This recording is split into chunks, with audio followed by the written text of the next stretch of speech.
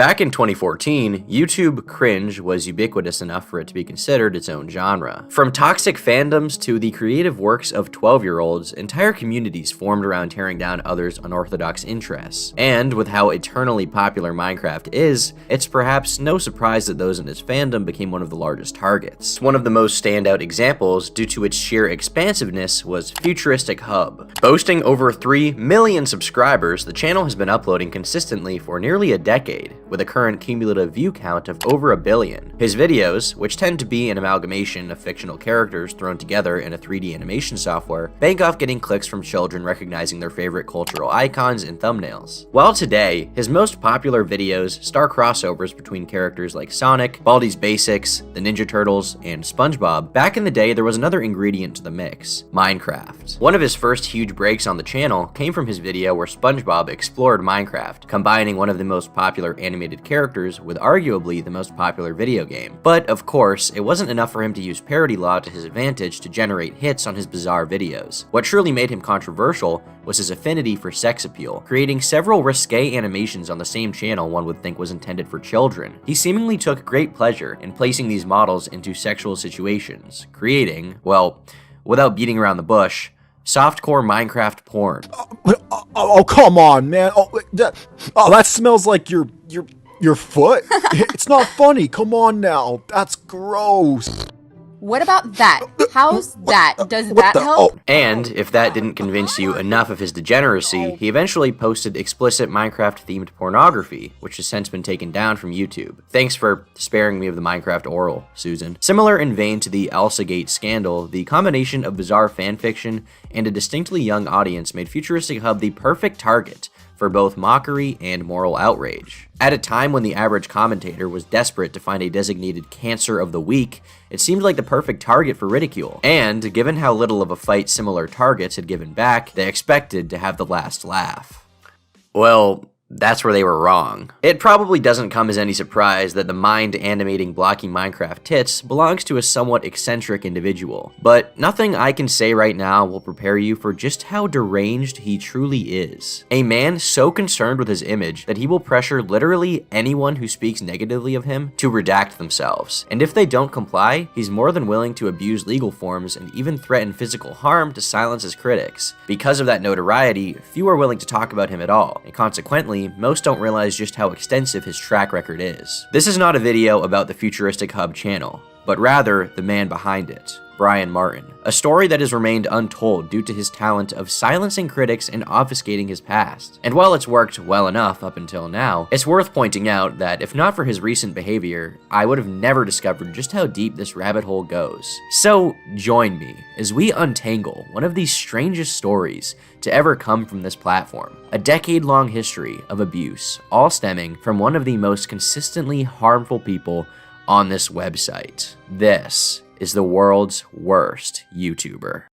There is an issue with that because right now he is apparently threatening a couple of Sonic fan artists. You are the most hypocritical piece of shit I've ever come across on YouTube. When I wouldn't do what he asked me to do, he flipped his shit. This guy is obsessed with me, alright? But he got photos of my sister, of my brother, of my FuturisticHub is the one that is swatting him. I have that conman, that stalker, that harasser, blocked for a reason. You know how many YouTube channels I've taken down in the past 12 years?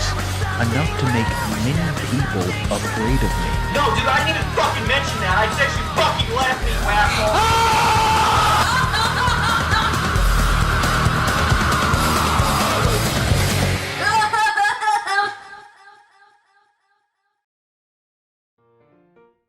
In early 2020, creator SaltyDK Dan wrote on Twitter that he wasn't a fan of FuturisticHub's borderline pornography being allowed on YouTube. While he seemingly had no intentions of escalating a conflict further, many interpreted this as an announcement that he would be producing a video mocking the channel's deformities. One of these people included none other than FuturisticHub himself. In response to the tweet, Salty received an email from the channel, which reads as follows. Good morning. This email is in reference to the tweet you made. This brand takes it as a threat. Now, you may be referencing videos from years back. but in no shape or form will you create drama toward this brand, because for over 2 years, this brand has been revised.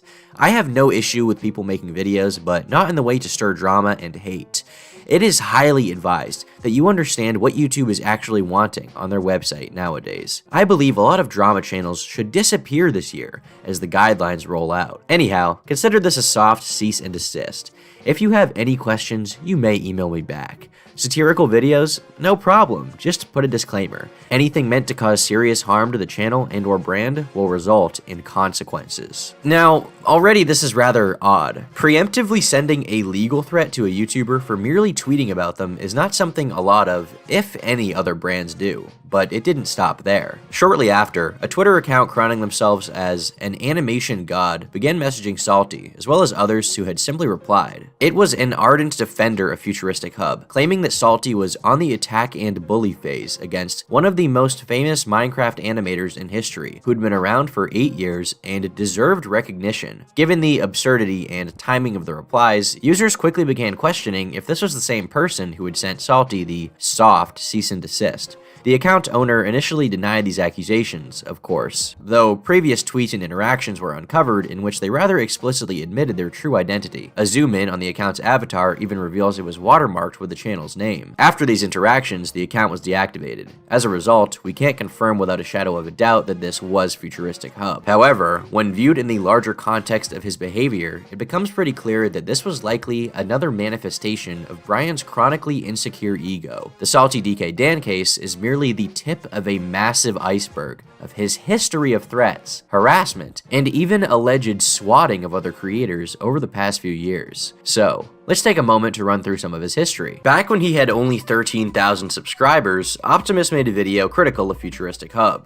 He was subsequently inundated with comments across his entire channel in which Brian childishly insulted him in every video he'd ever made. But even after that, he wasn't satisfied, eventually joining the Discord server of one of Optimus's fans to argue with him. Similarly, when LS Mark had less than 10,000 subscribers, he made a video mocking the channel and its terrible animations. Upon its release, he was messaged by FuturisticHub demanding that Mark pin a comment he'd made claiming the entire video was satire. Someone who claims to be a friend of and representative for FuturisticHub, Top Trends, messaged Mark saying that FuturisticHub is open to using the DMCA takedown system on YouTube to silence critics. When asked why, he replied that FuturisticHub only takes down videos from stupid people. When asked if he is aware of the hate comments on his videos and the amounts of people who make fun of his work, he said that, "I ignore those liberal saps. Libtards mean nothing to me. Conservative thinking is the way to go. Trump won because of people who hate my content." This isn't meant to be a knock to conservatives, but more of a note of how strangely FuturisticHub seems to view his critics. He reckons that those who mock his Minecraft sex animations are simply left-wing. At one point, FuturisticHub made legal threats against an artist claiming that he'd stolen a character named Snock from his channel. This is ironic given the fact that most of his videos are extremely derivative, consisting of copyrighted material that he does not own the rights to. Now, one could argue his videos would be protected under fair use, but even if true, he refused to extend those rights to others, intimidating the artist into deleting their original drawings with warnings of legal action. I wouldn't mind if they owned the original character these artists inspired off of, but you yourselves ripped off Sonic with this logic. It's not the first time they have tried to pull this stunt. One of the artists went as far as hiding, concerned they would be targeted, and in this final tweet here, so even after the artist deleted the art, which they didn't need to do for obvious reasons, they persist and try to find their email. But Brian's harassment doesn't just end at litigation. On May 5th of 2017, IRL streamer Ice Poseidon was swatted 5 consecutive times while being live. So you've been getting harassed with people calling you, I guess? Yeah, so I do like live streams. People call and be like, oh, he's a gun or something, you know. Many of Ice's fans believed that Brian was responsible for this due to the fact that he was in the chat on the stream demanding people call law enforcement on him, as well as posting the address of his location. Now, it's worth clarifying that we don't know for certain if Brian was the one responsible for this instance, as we don't have access to the actual calls made. But what we can say, at the very least, is that Brian did want the police to go to him and encouraged others to do so. 3 years later, streamer Emma Dorable finally spoke out about her experience with him. She alleged to have been harassed, doxxed, and swatted by FuturisticHub in 2016. After making this tweet, her friends were messaged by him asking for her current location as well as on Discord, where he claimed that he was going to be sending her a cease and desist via email. After getting into drama with FuturisticHub, Keemstar claimed that he was being stalked by him repeatedly, as well as saying that he will be calling the police about Brian. He asks for anyone who has received threats from FuturisticHub to send them to him for a police report. In response, FuturisticHub said that he would be filing a class action lawsuit against Keemstar. I just wanted to announce a class action lawsuit against Drama Alert. If anyone has been affected, myself included, by this shit channel, please contact me ASAP so we can get this started. He also called Keem's local police department and filmed the entire thing before uploading it to YouTube. Yeah, somebody called the police on me last night and I wanted to verify if there's a police report. We can do that. What address are the police sent to? Well, actually, they called from the internet, said I was cyberbullying. His name is Daniel Keem. A video documenting this has since been taken down due to a privacy complaint. He also attempted to encourage YouTube to delete Keemstar's channel and pay more attention to fellow drama channels. I will not participate in any way, shape, or form in the bashing and attacks against Keemstar. These channels out there are making tens of hundreds of thousands of dollars bullying people, and you guys aren't doing a thing about it. What goes through your mind when you're hiring, or other people that you hired are hiring, the policy members who aren't enforcing the rules? iDubbbz destroyed Keemstar. I'm destroying Keemstar. Leave me alone. Leave me alone. You and Brian Martin. Fucking leave me. I'm gonna call the police on you. Leave me the fuck alone. Are you seeing this? Oh my god, it is lit over on YouTube right now and Twitter. We've got Grade A Under A messing around with Keemstar, exposing him for the pedophile that he possibly is. This was all while he was claiming that he was not going to be involved in any drama with Keem in any way. In every incident, FH gets upset at people using the name of his channel in a negative light, and tries to intimidate them into shutting up about him, either with the promise of legal action or some other consequence. Keep in mind that there has not been a single time when he has actually followed through with taking people to court over things they say about him online. But why does FuturisticHub go to all of these lengths to silence critics and bully people into not talking about it publicly? To find out a little bit more about who FuturisticHub is, let's take a look at one particular case that led me to discovering his identity. January of 2021, a small YouTuber called Wacky TV posts a video about FuturisticHub, where he makes some jokes about him and basically just calls his content cringe. He also touched on FuturisticHub's beef with Keemstar. Wacky played a clip of Keemstar talking about his experience with FuturisticHub. There's literally so many YouTubers that he has been stalking, threatening to shut down their YouTube channels. Like, this guy is a fucking con man, right? I've posted articles about this dude. His girlfriend used to be one of the reply girls. Like, I could go on and on and on. I have that con man, that stalker, that harasser blocked for a reason, because he does not leave me alone. This video by Wacky managed to accumulate a few hundred views, which, on a channel with just a few thousand subscribers, isn't anything to scoff at. Following this video, Wacky TV was subject to an onslaught of harassment from FuturisticHub, and I don't use this word lightly. It is actually absurd the lengths that this guy went to intimidate a teenager's video that had such a small number of eyes on it. This started with a comment from the channel Wildcraft, the self-admitted, secret new account of FuturisticHub. Up until this point, we've acknowledged that the brand is owned by a man named Brian Martin. However, when Wacky claimed the same thing in his video, Wildcraft accused him of being misleading. They claimed that the actual owner of the accounts is a woman named Holly, and that her husband Brian was entirely uninvolved. Shortly after this, Wacky received an email from Brian reiterating that he was not the owner of the channel. He then goes on to try and threaten Wacky into removing the video. In a further email from Brian, a few standout quotes include, "You a tough guy, Wacky? You think your friend is a tough guy too? You know how many YouTube channels I've taken down in the past 12 years? Enough to make many people afraid of me. Both you and your shithead cunt of a friend, Larix. Leave that poor woman alone, or I will personally see to it that every single one of your careers ends faster than you can blink." As if that wasn't enough, FuturisticHub then had Wacky's subsequent video about their interactions taken down via another privacy complaint. For whatever reason, Brian Martin doesn't want anyone to think that he is behind the FuturisticHub channel, despite the inordinate amount of evidence proving otherwise. But why go to such extreme lengths to have the video taken down? Clearly, the motive here wasn't just that something negative was being said about the brand.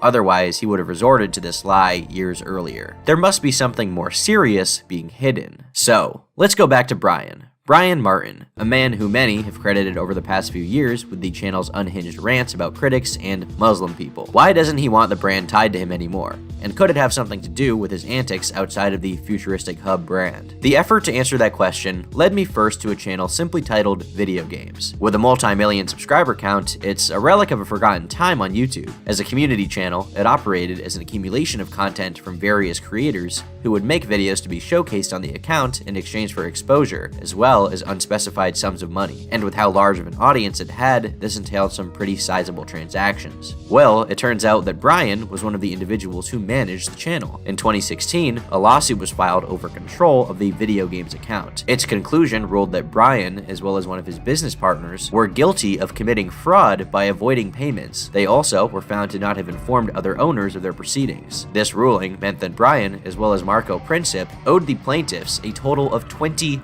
million.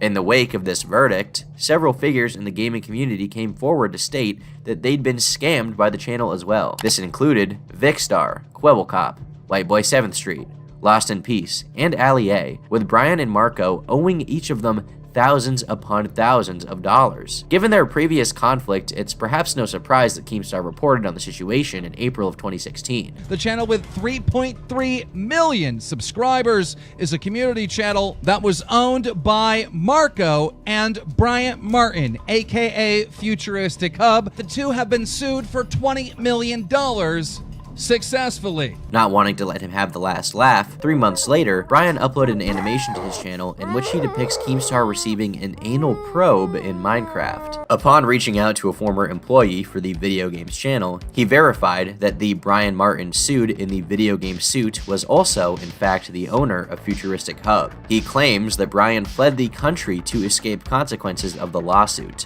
and put the channel in his wife's name. And although it makes sense, I don't want to just take his word for it. I need a little more proof than this. Thankfully, that proof is available in the form of court transcripts. During litigation regarding the Video Games channel in 2016, Brian Martin was asked about the various YouTube channels that he operates, and when asked if he was the owner of the FuturisticHub channel, he replied plainly in court, yes. This is available in public court documents, which anyone can access right now. In addition to this, Brian has done countless interview segments as himself while representing the FuturisticHub channel. You want to know why I wanted to do Minecraft porn or Minecraft sex? A long time ago? Well, this is why I did it, and a lot of people are calling me a Minecraft porn animator or Minecraft sex director or something. He's also posted his own face on YouTube while lamenting over what he sees as being the hardships of a YouTube animator. However, since then, Brian has claimed in court, under threat of perjury, that he is not actually the owner of the FuturisticHub channel.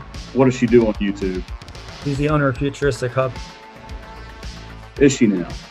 Yes. When did she become the owner of FuturisticHub? She's always been the owner of FuturisticHub. Always? Always. She's 20 years old. Yes.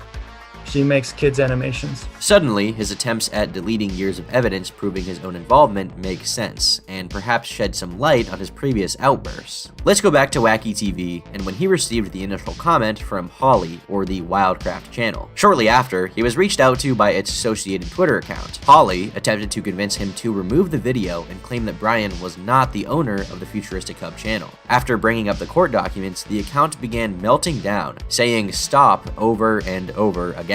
It's actually kind of scary, and you have to wonder if the person behind this account is okay, as they appear to be in the middle of a mental breakdown in this high schooler's messages. Shortly after this freakout, Wacky received another email from Brian. Here, he once again begs for them to leave Brian alone.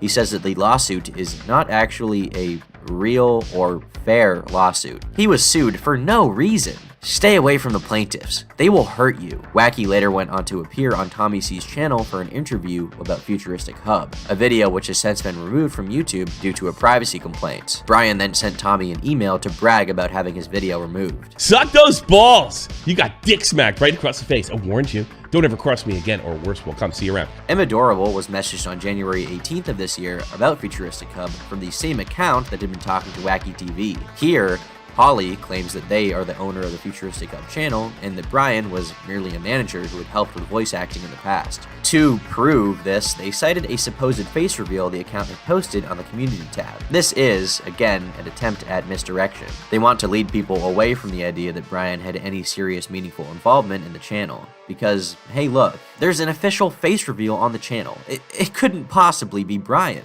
But the interviews, archival videos, tweets, and even court documents would indicate otherwise. He's lying.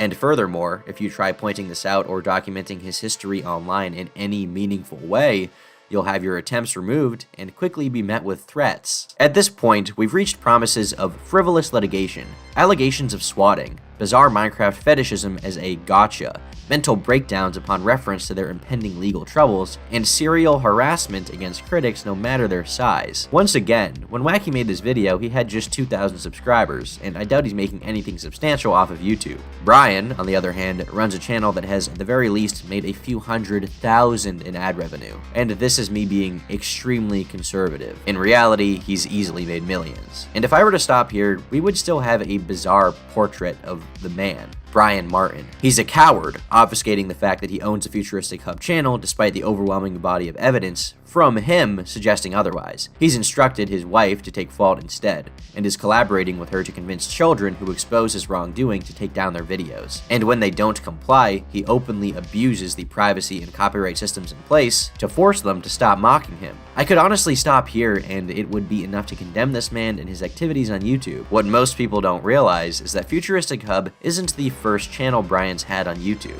and it's what he did before his Minecraft sexcapades that truly expose how delusional he truly is. Allow me to introduce you to Life in a Tent.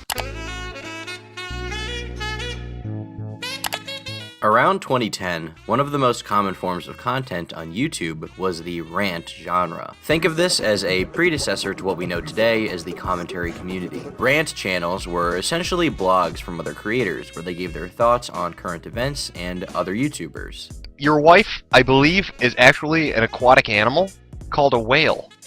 I don't know how you're keeping her alive outside of a water tank, but good job, man. That's some, let's call it the Discovery Channel. They're going to be interested in that. Well, one of these rant channels was called Life in a Tent, run by a much younger Brian Martin. Here, like many of his peers, Brian would give his thoughts on other YouTubers and the various happenings within the community. But unlike them, by the end of his run as Life in a Tent, Brian had become one of the most hated people on the platform. The channel was created on January 14th of 2010 and was first a place for Brian to upload skits and by-the-books reaction videos. However, his original content didn't quite manage to garner the traction that he desired, so he began to resort to tricks, exploiting the system in order to get as many clicks as possible. Nowadays, a video's success in the algorithm is largely determined by click-through rates and the audience's retention. This means it's important not just that the viewer be interested in the thumbnail, but also the video itself. Things were different back in the day, and because of it, clickbait became an epidemic on the platform. Brian was one of the largest offenders of this. He'd decorate his content to make it appear as if it were the viral video that many people wanted to click on. Upon clicking, however, they'd be met with his face. He would then preface the viral clip before playing it, and then wrap up the video with his thoughts. This was a smart move in theory, because it not only misled viewers, but also extended his watch time, giving more opportunity for his video to be promoted by the website. And they definitely were promoted, as he began racking up hundreds of thousands of views. With his newfound success, Brian then began looking into making money off of this venture, launching a campaign for YouTube to accept him into their, at the time, just launched YouTube Partner Program. Not willing to accept his status as an unmonetized creator, Brian recruited his friends and fans to spam YouTube staff to the point that they actually let him in, with the Life in a Tent channel being deemed eligible for monetization. But even this wasn't enough for Brian, who wished to make a living off of the platform. With his videos now having ads placed on them, Brian began employing bot accounts to further promote his videos. This, combined with his clickbait, finally allowed him to make substantial income from his channel. But naturally, that influx of attention and public campaigning drew the ire of his peers, as other rant channels began looking to criticize him. This included the now deceased Happy Cabby, who generated thousands of views pointing out the misleading nature of Brian's channel. So you're just talking about the video. You're not actually showing the video. Ah, okay, well I don't want to hear your opinion on the video. I was actually hoping to see the scary prank gone horribly real bad. Okay, so Life in a Tent, I hope now you understand what YouTube is talking about when they are talking about misleading thumbnails. I hope that you get it. If you don't, send me a message. I'll be glad to explain it to you. Perhaps one of the first instances of a now familiar technique, Brian attempted to drown out critics by spamming his own comment sections with random, unrelated information via a number of bot accounts. This was to make it more difficult for detractors to influence his viewers, although in the end it proved ultimately ineffective. In 2010, a 14-year-old YouTuber named Eric Douglas momentarily became the center of attention when he uploaded a video declaring war against all who opposed Justin Bieber. As you'd expect for a kid his age, he makes laughably extreme threats, such as claiming that he'd hack anyone on the site who continued to mock the teen idol. We're gonna get your IP, and I can get this information. We're gonna find out who you are, the users of the IP, where you live, and we're gonna get your photo, and we're gonna blast it on the internet, okay? All on our site. It will be full of Justin Bieber haters. We'll have your phone number, your address, all this stuff. And we can get, you'll probably be getting a lot of prank calls and stuff as well, and I'm sure that's the last thing you want, okay? With the video going to accumulate over 1 million views, the rant community viewed it as a threat to free speech. Be it to capitalize on a viral subject or out of genuine moral principle, Brian uploaded a now lost video responding to him. Many who viewed it at the time felt that he went too far, as he threatened to physically assault Eric. In response, he alluded to legal action, claiming that they'd committed libel. Thankfully, the joke would end up being on Brian, as Eric eventually outed himself as a troll who'd made the videos as rage bait. In 2011, a massive earthquake occurred in Japan that was of such a high magnitude that it was followed by a tsunami. An estimated 20,000 people died, and close to 500,000 were forced to evacuate. Hoping to be one of the first to the story, Brian uploaded a video to his channel attempting to break news of the tragedy. While this alone doesn't seem atypical of a news channel, he closed out the video by saying that his fans should like the video for an epic earthquake. Anyway, thumbs up this video for epic earthquake, and I'm not trying to make a joke of this. This is a pretty epic sized earthquake. It's a 8.8. Naturally, this didn't go over super well with the community, as people began pointing out the exploitative nature of his content. It opened up the criticism against his entire channel, as people made video after video railing on him. Following this, he was challenged to a debate by fellow YouTuber Blackbuster Critic, in which Brian ended up making himself look like a fool with his very poor defenses. The infamous debate with Blackbuster also managed to get the attention of a lot of other channels, including Shoe on Head. In a now deleted video, she claims that he is one of the worst people on the platform and that he should leave. You deserve all this hate you are getting. You bring it upon yourself. Get the fuck off the internet before you hurt yourself or hurt someone else or cry more. Put your damn shoe on your head again. That was hilarious. You are just a terrible human being. No one likes you.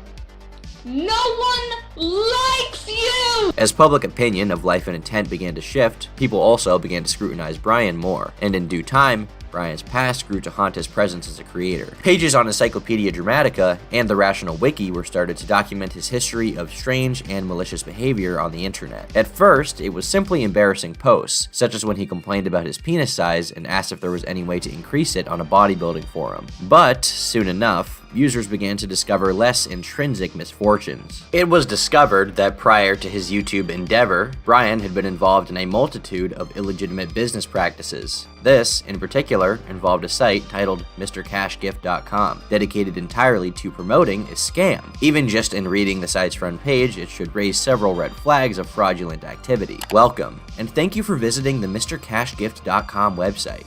Right here, at this very time, you are looking for something to do online, something that is going to change your life right here, right now. Well, let me show you something that is working for me and many others. Let me show you how to start receiving $500 to $1,000 or more in cash right to your door. I mean, it just sounds like a scam, right? But how do we know that this is an illegitimate business practice? Well, apart from the news reports about it, Brian himself later admitted that it was illegal. And what you're doing, you're talking about the whole cash scams? Listen, buddy, I got out of that a long time ago because I got scammed myself. But you don't know that. Other people don't know that. That's you know why? irrelevant. You know why? Because you still presented the scam to your subscribers. No, I didn't. No, where do you see that Life in Intent presented the cash scam to my I saw the fucking video. fri- I saw the video. As users began to shine a bright light on Brian's dark past, lolcow sites such as Encyclopedia Dramatica started to archive his long history of internet misconduct. Given that this entailed documentation of past scams, legal threats, and other public outbursts, he was desperate to have them removed. In 2011, a Facebook page entitled Life Ends in Intent was created to spread awareness of Brian, while also mocking him. In response, he began slandering each of its moderators individually, as well as mass reporting their accounts until it was deleted. None of this, however, would be enough to stop the inevitable repercussion of his actions. In October of 2011, the Life in Intent channel was terminated due to multiple severe violations of YouTube's policy against spam and misleading content. Of course, you'd be foolish to think that he'd simply give up there. In fact, all of this wouldn't even begin to compare to his most elaborate attempt to strike back at his critics, a stunt so scandalous that it even received news coverage. It's a story that involves stalking, nearly $1,000 in metric manipulation, and someone who he thought to be the love of his life. A major source of controversy that I've neglected to mention up until this point was Brian's girlfriend at the time, Megan Lee. With 5 YouTube channels of her own, you can probably infer that she was someone that valued quantity over quality. Megan was infamous at the time for being a reply girl, a creator, typically female, who abused YouTube's video response feature to get views. Much in the same way that Brian abused the algorithm, masquerading his content as viral videos, reply girls would copy the tags and descriptions of the original to ensure their video was recommended next. Rather than use misleading thumbnails, they'd edit a still from their video to appear more enticing. This ranged from wearing low-cut shirts to photoshopping their cleavage. She became so synonymous with the reply girl name that to this day, a search of the term brings up 2 very unflattering caricatures of her. In many ways, Brian and Megan were a parasitic power couple, with the former even being responsible for the latter's enhanced thumbnails. Also, like her boyfriend, Megan was just as prone to outbursts, becoming infamous herself for responding to competitors with death threats. Do not copy my description. It is rude and disrespectful. If you ever try me, bitch, I will make sure you die in cold fucking blood. I know where you and your family live. I'm not fucking kidding. You don't see me fucking with you in your life, so don't fuck with me. If I ever see that you do this again, I will have you hacked. That last sentence is important. While unlikely to follow through with the threat of cold-blooded murder, her claim of having the competition hacked was not just plausible, but perhaps far more genuine than even the recipient believed at the time. While it's uncertain who this message was directed towards, a reasonable guess would be a YouTuber simply known as the Reply Girl. Throughout 2011, the couple spent months harassing her simply because she was an on-site competitor. Likely to give Megan an upper hand, they demanded she begin censoring her thumbnails, and went so far as to stalk her Facebook on sock puppet accounts. She also publicized the Reply Girl's personal traumas, such as a deceased ex-partner. They even attempted to make a formal argument to YouTube to have her removed, apparently not realizing that Megan would necessarily be caught in the crossfire. This wasn't a one-time incident either. They repeated this pattern over and over again, demanding other Reply Girls stop doing viral video reviews because Megan owned it. Maybe they were right. As mentioned before, Megan became synonymous with the genre as a figurehead, so in a way, she did own it. As a result, when the public began to lambast Reply Girls for exploiting the algorithm, this became a double-edged sword, as many then directly satirized her and her image. Hey everybody, I saw a video.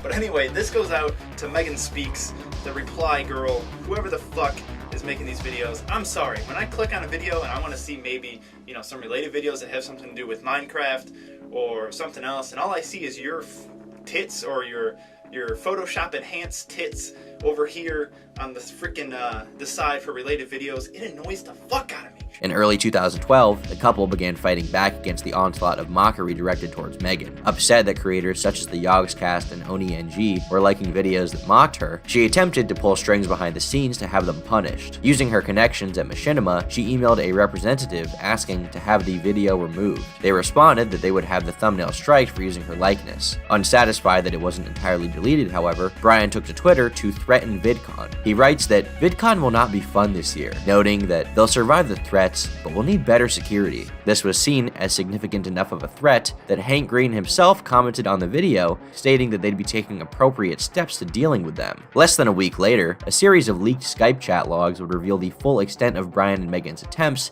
to have their competitors terminated from YouTube. These leaks would be covered extensively in an article by the Daily Dot, where they were compared to a modern-day equivalent of Bonnie and Clyde. From the leaks, Brian can be seen a day after the email to Machinima was sent plotting to have the Yogscast and other critics IP banned from the site. His plan was to pay to have their videos view-botted in order to make their growth appear illegitimate to administrators. An email receipt shows that he paid $920 for 500,000 views to be distributed to their targets. The article didn't end its investigation there, however. The author then details their track record of botting, even noting that both of them had been previously banned from the site for spam and deceptive practices. They then revealed that they reported all of their findings to YouTube directly. Scared of the couple, they asked to be kept anonymous, stating simply, "Botting isn't welcome here, so we're working to get this resolved quickly."